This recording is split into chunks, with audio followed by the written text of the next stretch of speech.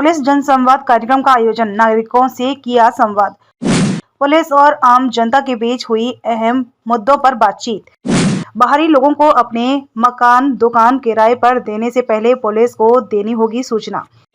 अवैध नशा व्यापारियों पर की जाएगी सख्त कार्रवाई, टी राजकुमार कंसेरिया।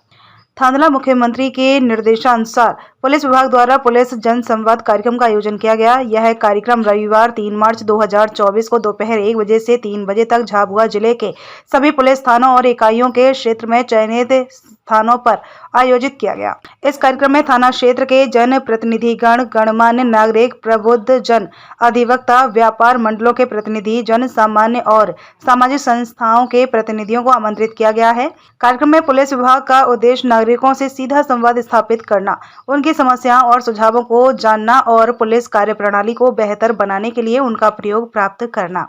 इसके साथ ही थांदला पुलिस थाना प्रभारी टीआई राजकुमार कंसेरिया ने नागरिकों को पुलिस कार्यप्रणाली के बारे में जानकारी दी गई और जनता व मीडिया कर्मियों ने पुलिस को नगर में अव्यवस्था के बारे में बताया गया, जिसमें ट्रैफिक की समस्या व अवैध शराब नगर में बिक रही है, उसी पर चर्चा की गई।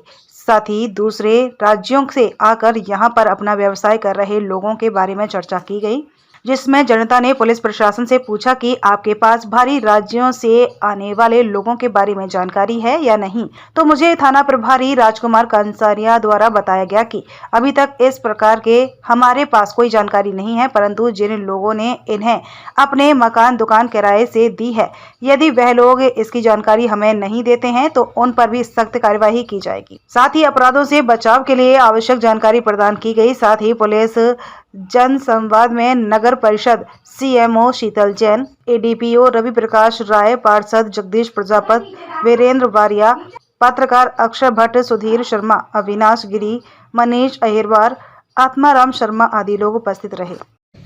कि पिछले 2 महीने में कम से कम हेड इंजरी, सिर के चोट लगने से कम 12 मौतें हुई है और वो सब आपके गांव से ही हुई है, आप ही के बीच में से हुई है। ये बात आप सभी लोग जानते भी हैं और जो मौतें हुई है उसमें अधिकतर की एज 18 से 32 वर्ष के बीच की रही और उसका एकमात्र कारण दारू और हेलमेट है ना।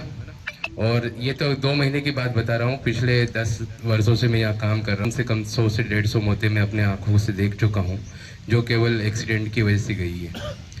सबसे बड़ी गलती होती है हमारे माता पिता की। जो बच्चे आज 10वीं 12वीं पढ़ रहे हैं, उन्हें अपने घर का करता धरता सब मान लेते हैं। वो लोग वो सोचते हैं कि मेरा बच्चा 10वीं पढ़ गया तो वो सब कुछ हो गया, लेकिन ये नहीं जानते वो माता पिता कि वो बच्चा अभी भी दुनिया की रेस में चलना चाह रहा है। उसे ये नहीं पता है कि क्या अच्छा है क्या बुरा है।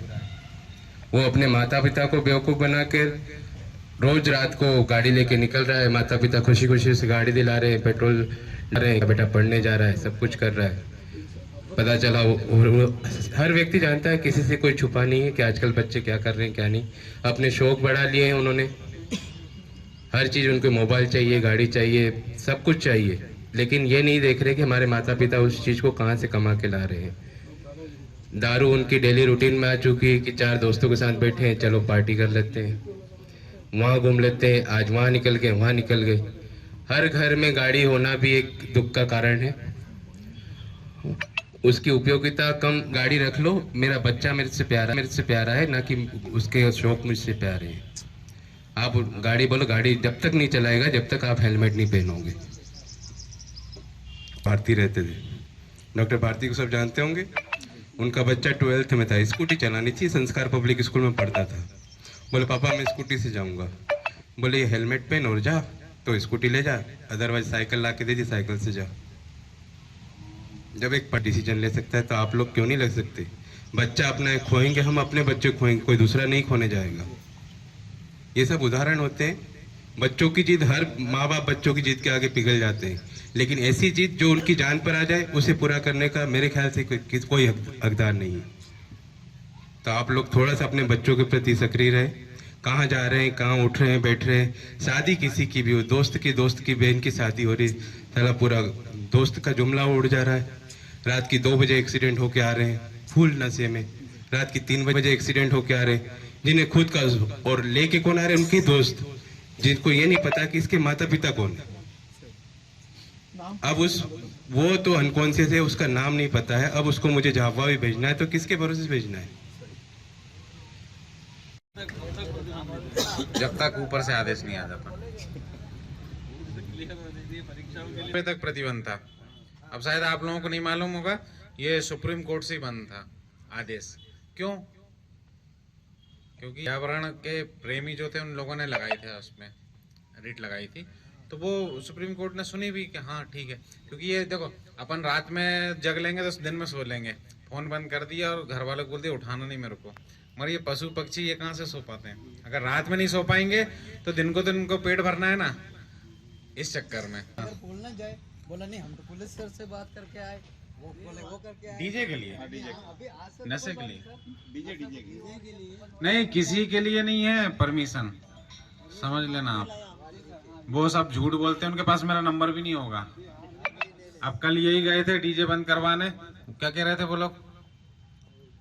आप ऐसे ही बोल दो। हाँ, जबकि मैं जानती नहीं उनको। वो तो मन से, अब यहाँ आदमी आता है, वो बोलता है कि कोई रिपोर्ट करनी, ये तो तकिया कलाम है सबका। हमारी बात हो गई तो आपको डराने के लिए, किसी से कोई बात नहीं है पुलिस की, ना अवैध कारोबार हो जाए। जितने हैं उतने ही मेरे को चाहिए, बढ़िया अच्छे स्वस्थ। नगर में बाहर से जो अतिथि आके बस रहे हैं परमानेंट, और उनको मकान किराए से देते हैं, दुकान देते हैं, क्या प्रशासन की जानकारी में है ये बात? और है तो उनके खिलाफ कार्रवाई क्यों नहीं होती है?